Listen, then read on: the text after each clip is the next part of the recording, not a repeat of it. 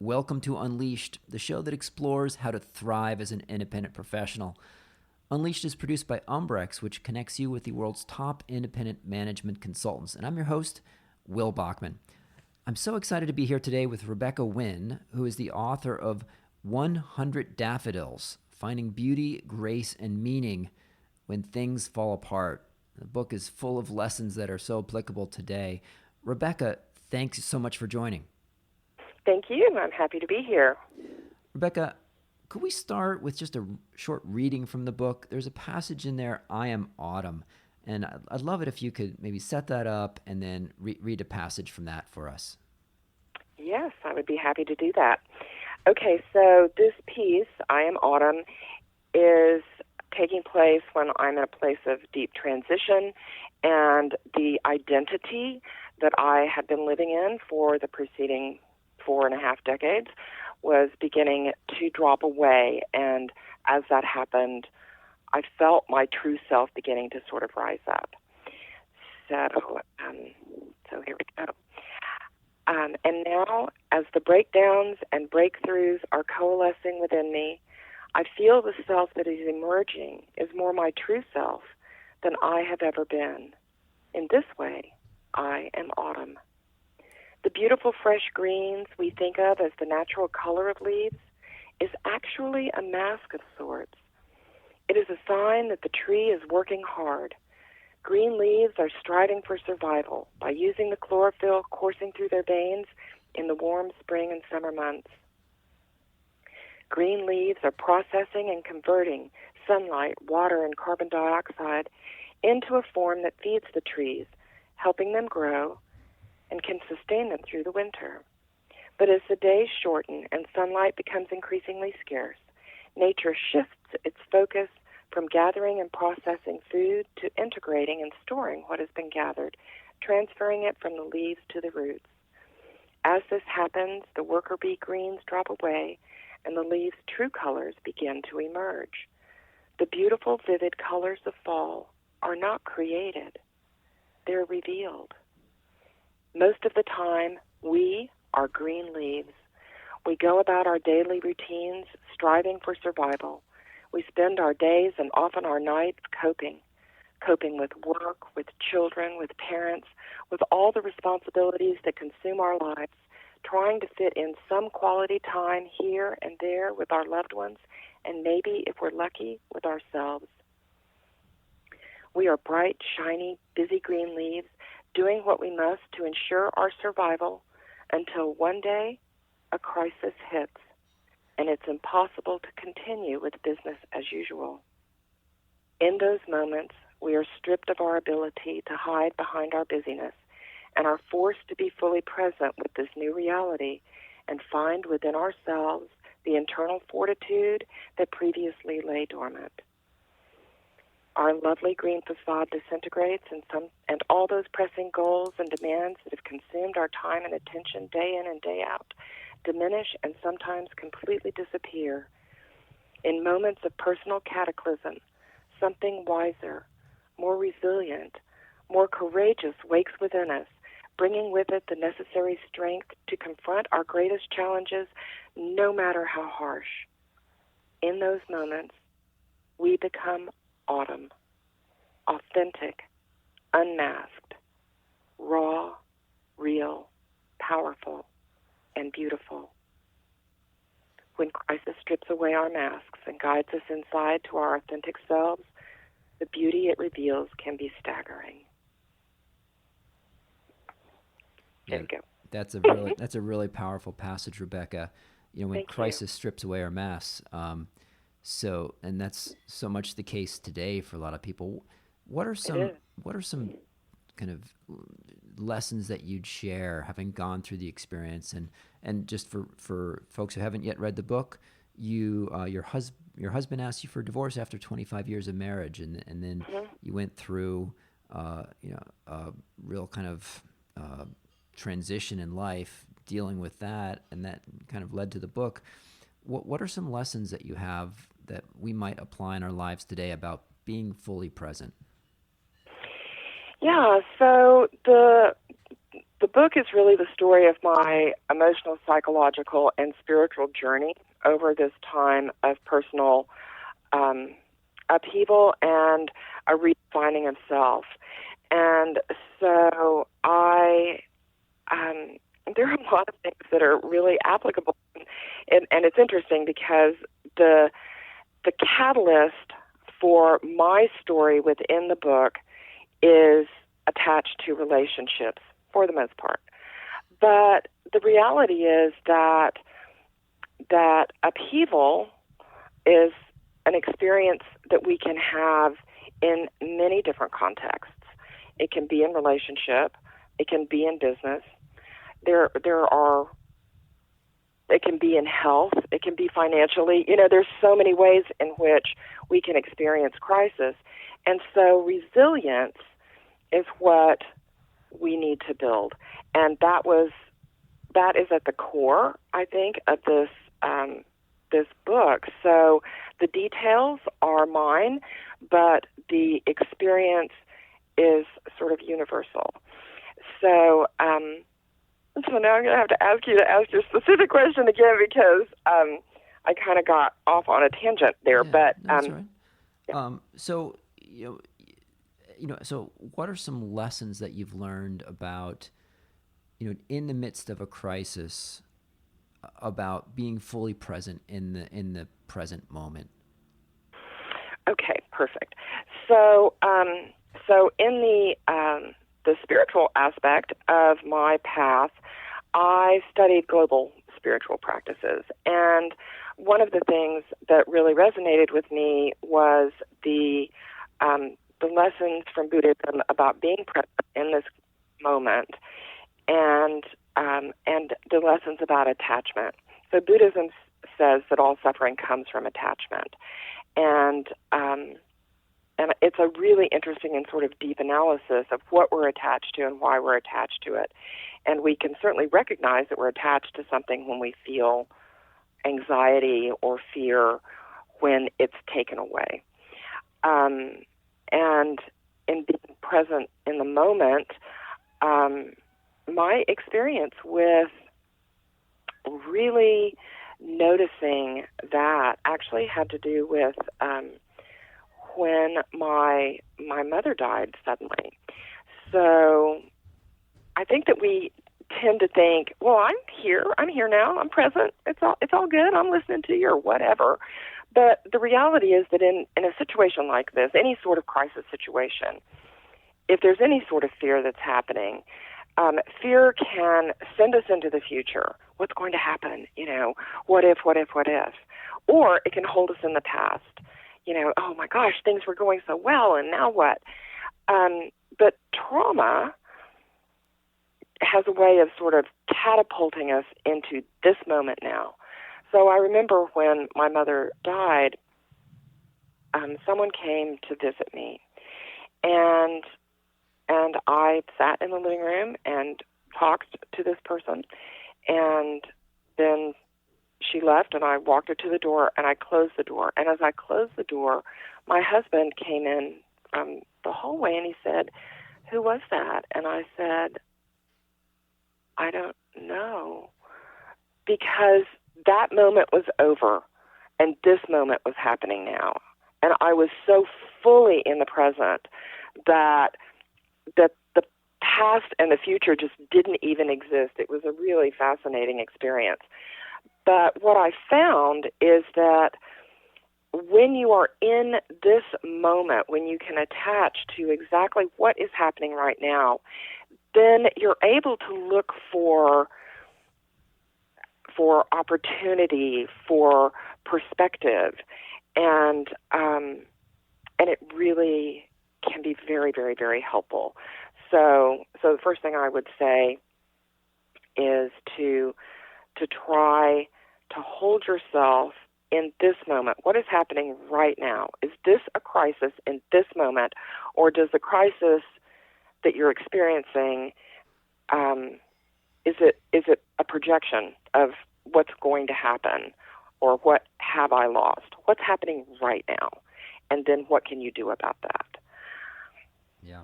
You talk about gratitude in the book, and how that's such a powerful practice. Talk to me a little bit about your gratitude practice now and maybe how that's manifesting itself during this pandemic. Yeah, it's actually been really interesting because I think gratitude is a wonderful practice at all times. And sometimes when I'm not feeling gratitude, like, for example, when my book came out, like, literally 1 minute after my city shut down at midnight the night before, I didn't feel like there was a whole lot to feel grateful for about that. But when I'm really, really, really in a place of not being able to feel any kind of gratitude, I just will walk around my house and just look for any single item that I really appreciate, and then I start there. It has shifted a little bit with this pandemic. So I had this idea early on that I was going to look for things for which I was grateful that were happening specifically because of the pandemic. So I know that may sound like a little bit of a strange twist, but you might be surprised what you will find if you think about how your life has changed and where the positives are because of the pandemic. So for me, for example, I really have very sensitive senses. All my senses are sensitive. And quiet is something that I really value. I find it really helps me get centered and calms anxiety. But I live not terribly far from a major highway that I used to not be able to hear at all from my house, but they expanded the highway. They cut down 100 trees just in the mile between the two major streets that are perpendicular to it, right in front of my house, and those trees provided a lot of sound buffer. So now it's kind of noisy around my house, and that is a bummer for me. But with the pandemic, there's so much less traffic that when I'm working on things, trying to get the word out about my book, trying to reclaim some of the opportunities that were lost because my book tour was canceled, and my anxiety gets high, I can go out into my garden now, and there's a stillness there that wasn't there before. So I feel grateful for that. My house also backs up to a tennis club that has a very inconsiderate landscape maintenance crew, and they can be out there all the time with their blowers, and, well, they're closed right now. So I don't have to, deal with that either. So there are things that are happening, and they can be little. But I find that if you can find a gateway to an energetic shift, that you can then expand that and apply it to whatever areas of your life feel extraordinarily under pressure right now. Yeah. So when you went through this experience, in some ways you became untethered to sources of identity that were important to you, and that's now happening to a lot of folks. In that they may be losing their job, or maybe they're a sports fan, and that source of identity of going to the game is gone, or of going out to bars or restaurants or theater. What are some of the lessons that you've learned about how to kind of be open to self-reinvention and dealing with that being untethered to an important source of identity? Yeah, thank you for asking that. That's a great question. So I feel like part of a strong sense of self comes from knowing what our identity is outside of the things that society defines us by. So it can be easy for us to define ourselves by our job or define ourselves by our relationship. I am so-and-so's wife. I am so-and-so's mother.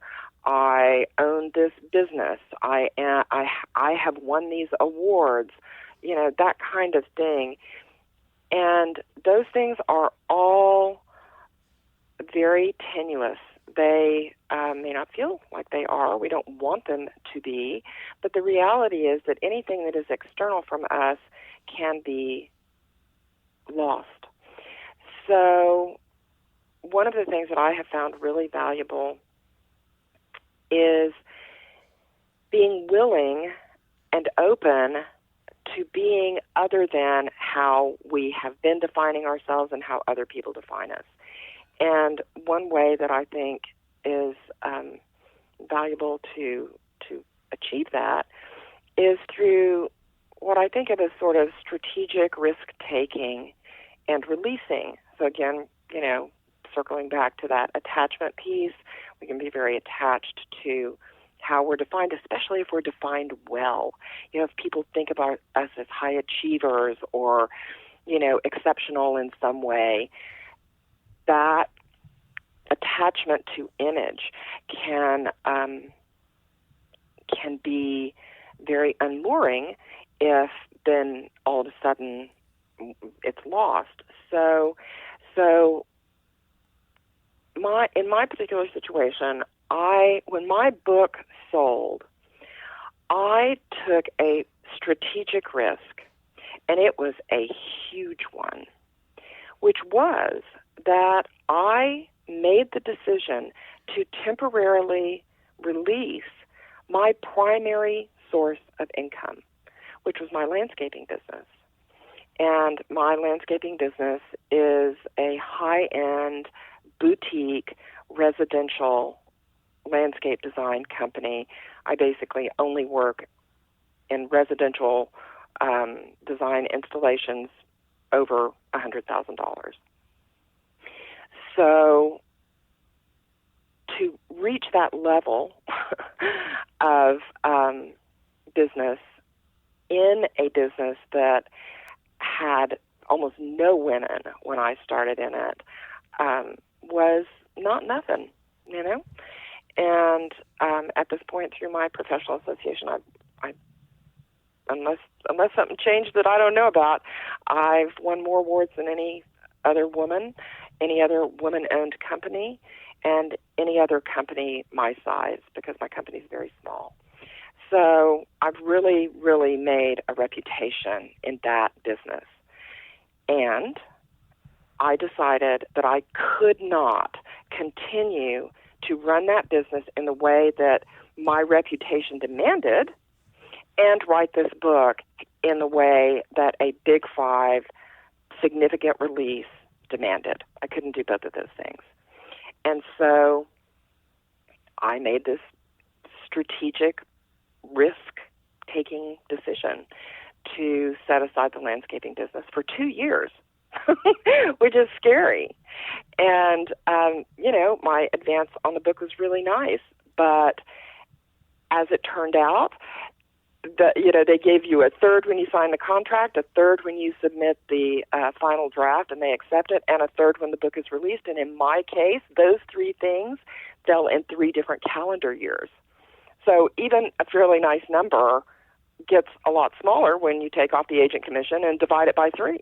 So I knew all of that was happening because I have a calendar. And so I took this risk. And so I feel like right now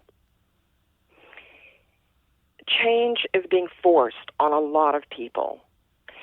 If you can find that place of grounded self-knowing, I have been successful in what I've been doing. That has been my identity. But that is not my identity. That's only what I think of as my identity. The person that became successful in that industry can be successful in other ways if that's necessary.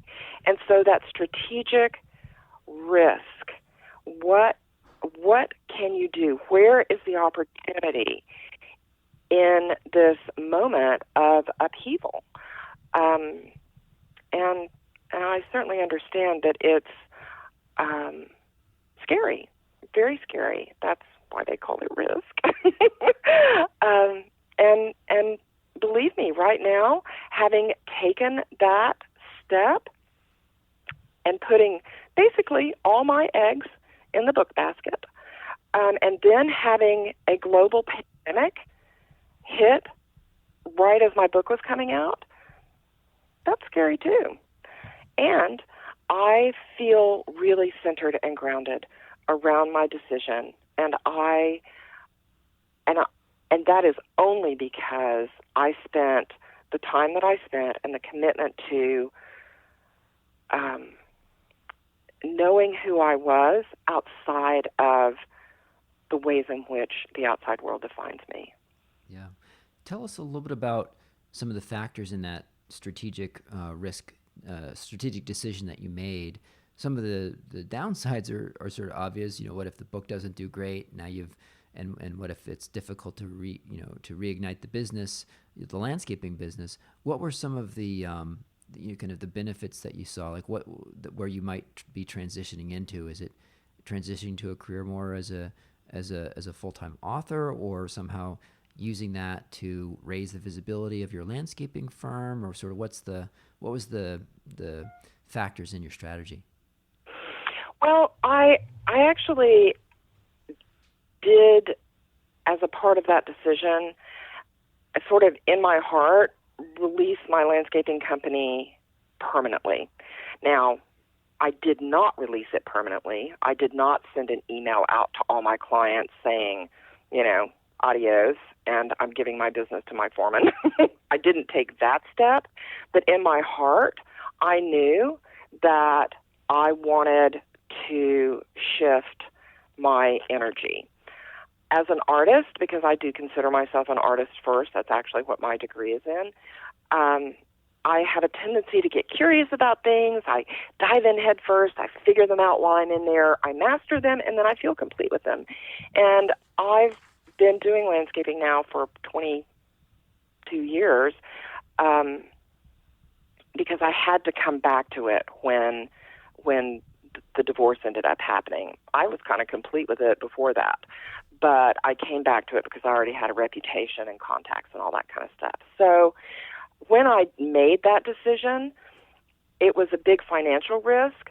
It was less of an emotional risk. It was definitely a professional risk, but I wanted and continue to want to move in the direction of more writing and more speaking around writing. So that was where I felt like I was headed. And because I had the level of reputation and respect that I had in my company, I knew that it would probably take 5 phone calls for me to call my, biggest, most vocal clients and say, I really need for you to start thinking about sending me referrals again, and I could reignite that pretty fast. That's amazing. I felt pretty confident about that. So that's the strategic part of risk taking.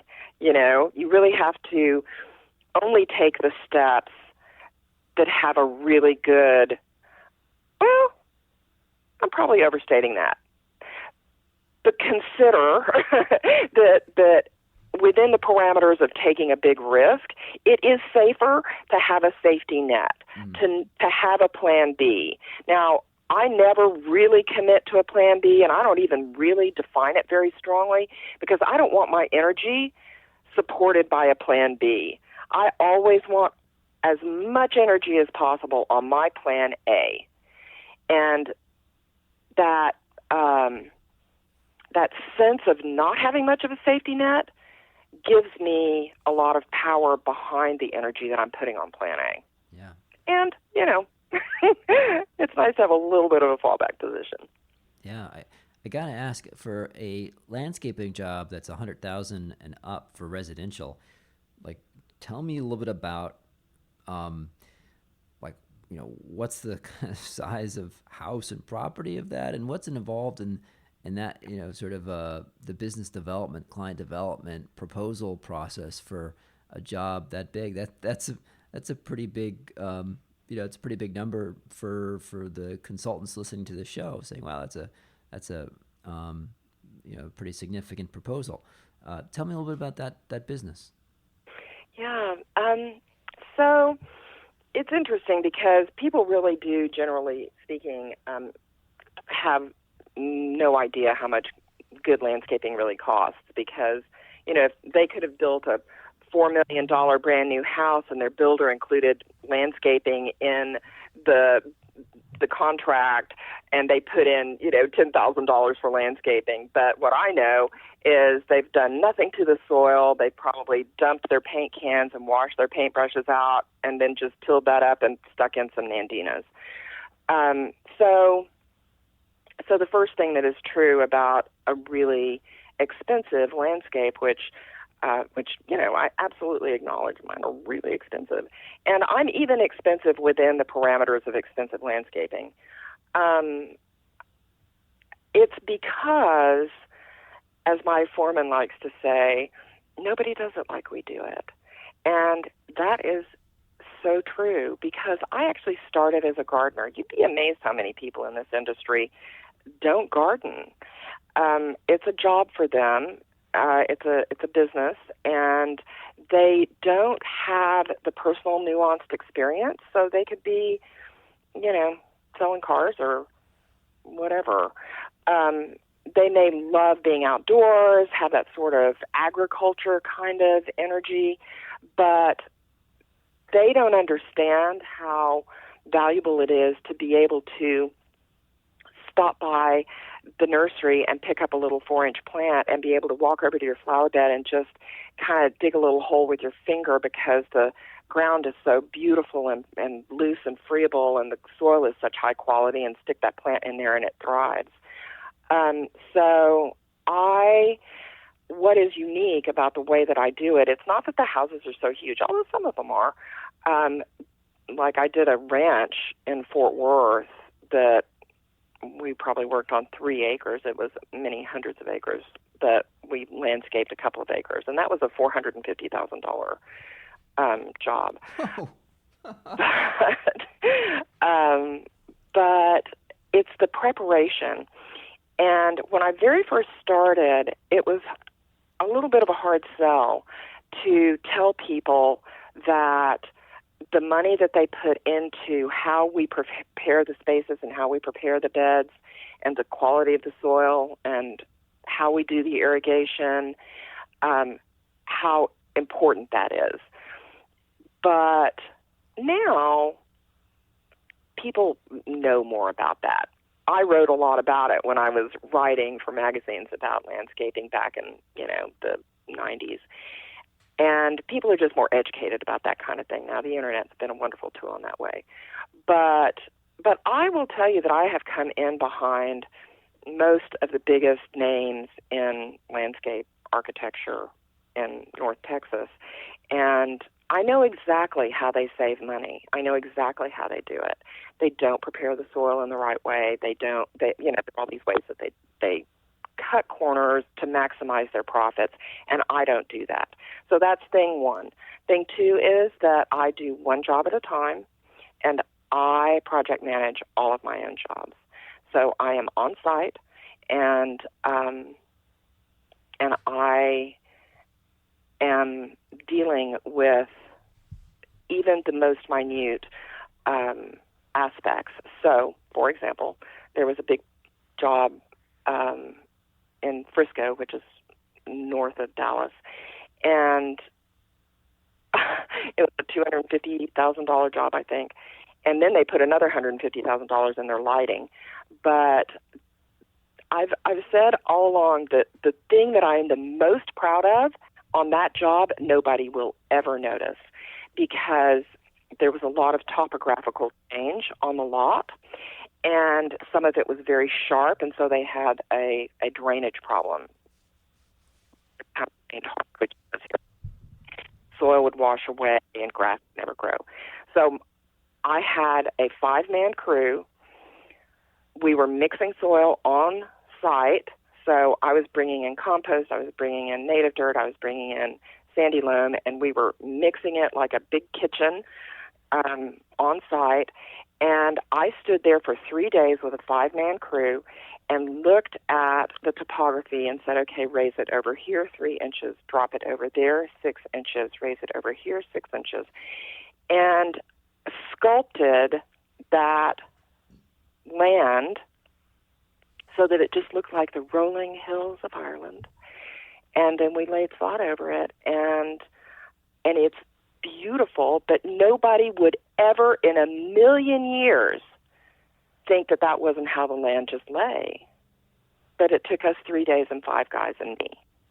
So that kind of detail work, the reputation carries itself. I've never advertised, not one single time in one single way.